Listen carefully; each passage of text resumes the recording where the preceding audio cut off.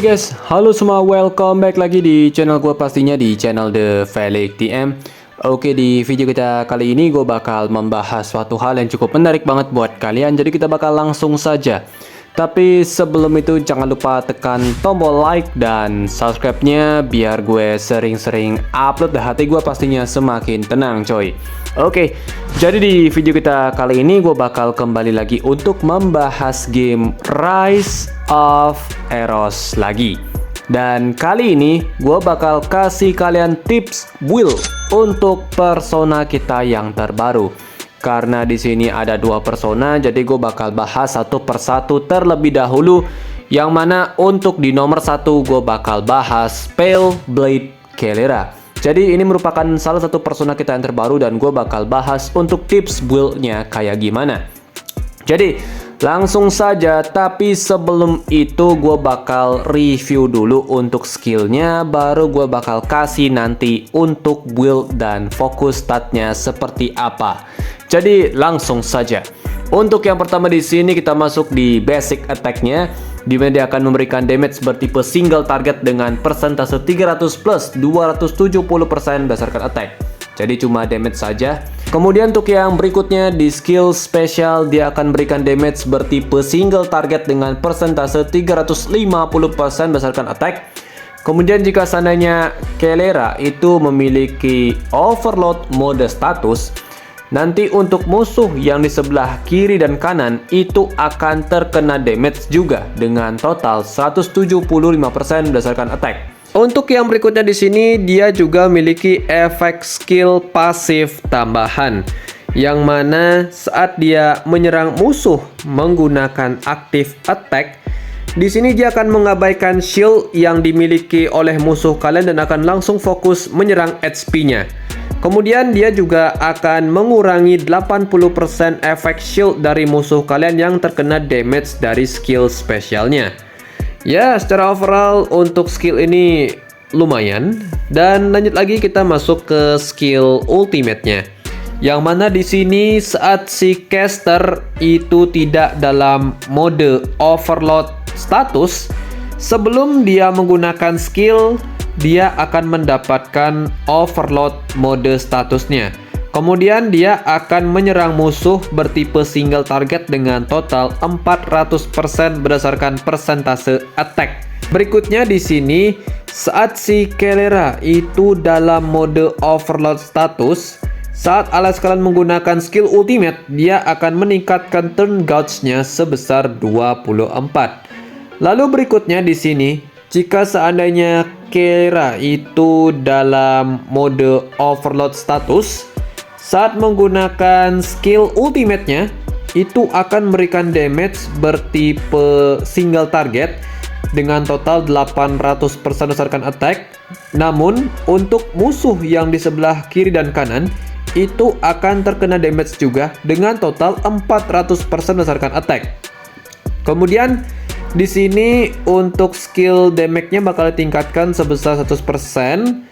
Lalu untuk efek overload mode statusnya itu bakal dihilangkan saat menggunakan skill ultimate yang sudah dilapisi dengan tambahan overload mode status.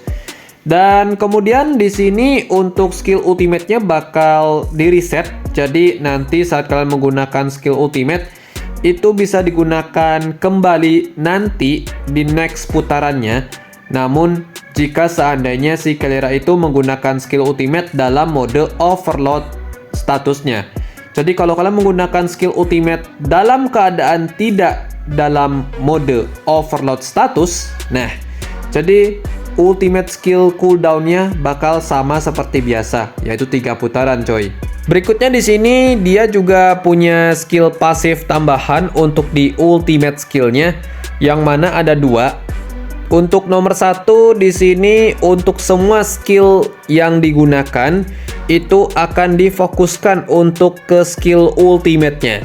Kemudian untuk pasif nomor 2 di sini saat si Kelera itu dalam mode overload status, damage-nya itu bakal ditingkatkan sebesar 30% untuk skill ultimate-nya. Jadi setelah kita review untuk skill persona kita yang terbaru kali ini, jujur ya, kalau kalian lihat di gameplay sebenarnya, apalagi kalau kalian sudah mencoba di trialnya, ini Persona gameplaynya cukup berat dipakai. Dan yang kedua problemnya itu ada di overload mode statusnya yang tidak bisa kita dapatkan di awal-awal. Jadi kita harus menggunakan skill ultimate terlebih dahulu baru bisa mendapatkan overload mode statusnya. Dan juga problem yang paling menyebalkan adalah efek ini tidak permanen. Dia itu akan menghilang jika seandainya kalian menggunakan skill ultimate dalam keadaan mode overload statusnya. Jadi itu yang memang sangat menyebalkan. Dan memang coy, seharusnya kalau misalnya ini efek ya menempel terus, gue yakin bakal lebih enak gitu coy, dibandingkan efek ini hilang tiba-tiba gitu coy.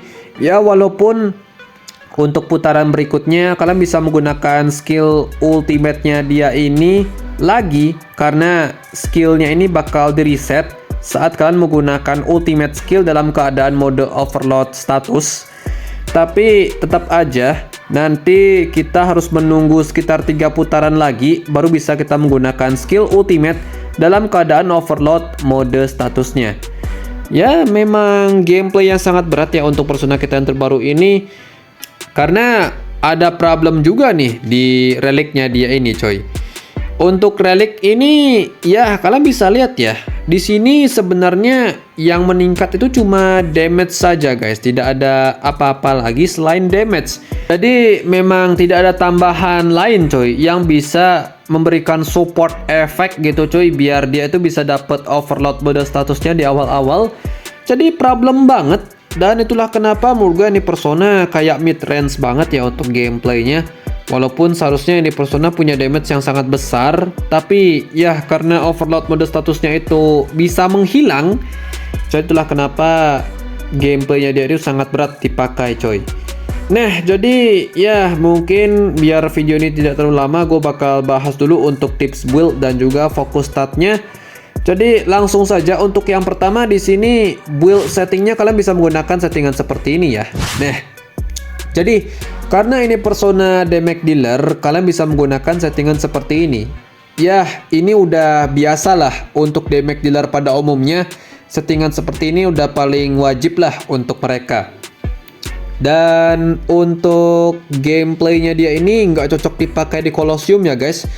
Dia ini sangat kurang, kecuali kalau kalian pakai di Special Arena dia masih cukup terpakai. Tapi masalahnya damage-nya dia ini nggak rata guys, alias dia itu naik turun gitu, jadinya nggak stabil. Itulah kenapa dia ini memang sangat kurang rekomendasi untuk kalian kejar coy. Oke lanjut lagi, kita masuk ke pembahasan fokus statnya. Di sini untuk fokus stat sudah pasti kalian bisa menggunakan settingan seperti ini. Kita fokus untuk meningkatkan damage-nya. Jadi kita tingkatkan critical chance, critical damage, kemudian attack. Udah pasti karena dia merupakan damage dealer biasa pada umumnya. Jadi ketiga ini yang paling wajib. Dan jangan lupa tingkatkan hit rate-nya agar damage yang dia berikan itu tidak miss. Itu yang paling wajib. Jadi untuk yang lainnya kalian bisa ikuti saja sesuai dengan ya stats yang bisa gue berikan di sini. Walaupun kalau misalnya kalian dapat lebih itu lebih bagus pastinya. Jadi ya untuk pembahasan mungkin kayak gini aja guys untuk video kita kali ini. Jadi secara overall emang nih Persona kurang banget gameplaynya, dan berharap aja nanti next bakal di buff lah dan bikin dia lebih bagus untuk gameplaynya. Jadi mungkin bahasan gue sampai sini aja. Terima kasih sudah video ini. Kalau kalian bisa ada pertanyaan atau segala macam, langsung jadi kolom komentar, kita baku hantam di sana. Jadi thank you banget. See you in the next video guys. Goodbye. Dadah cuy.